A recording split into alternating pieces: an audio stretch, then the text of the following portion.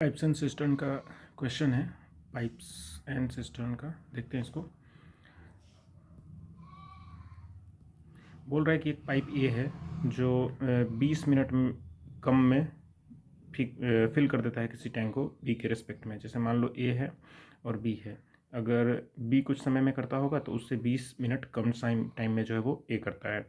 अगर दोनों को अगर ओपन किया जाता है तो 24 मिनट में जो है वो टैंक फिल हो जाता है। तो बताओ कि ए जो है कितना टाइम लेगा उसको फिल करने में।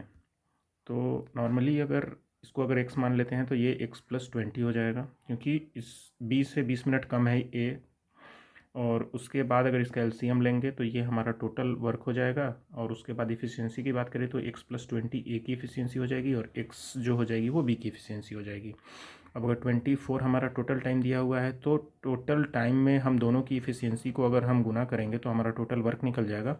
तो ये वाला हमारा टोटल वर्क हो गया। और टोटल वर्क में अगर हम सिर्फ ए की इफ़िशियंसी से डिवाइड करेंगे तो हमारा ए का टाइम निकल जाएगा, जो कि ए का टाइम हमारा कितना दिया हुआ है x। यहाँ पे हमने x लिया है। अब इसको करेंगे तो 24×2 48x plus 480 is equal to x² + 20x, x² minus 28x minus 480 is equal to 0।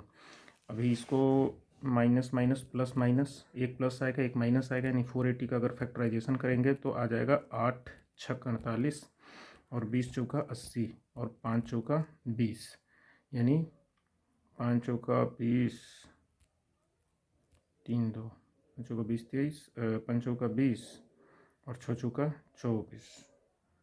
तो 5 चौका 20×2 40 और 4×3 12, तो 40 और 12 का एक बन जाएगा। तो नेगेटिव वाले को नहीं पॉजिटिव वाले को लेना है। तो x की वैल्यू हमारी आ गई 40 और वही x का टाइम जो है हमें पूछा हुआ है, तो x का टाइम यहाँ से हम 40 निकाल सकते हैं। और कोई दूसरा अगर इसका दूसरा और कोई तरीका होता है क्या कि इसको किस तरीके से सॉल्व कर सकते हैं, तो पता नहीं, दूसरा आप बताओ अगर कोई इससे आसान तरीका है जो शॉर्ट में निकाल सकते हैं तो। और अगर मान लो ये इतना कैलकुलेटिव करने का नहीं है तो डायरेक्ट ऑप्शन पे जाओ और एक एक ऑप्शन को देख लो। बट अगर मान लो कि इस क्वेश्चन के आगे भी कुछ अगर क्वेश्चन दिया हो तो वैसे में सॉल्व नहीं हो पाएगा, ऐसे ही जाना होगा।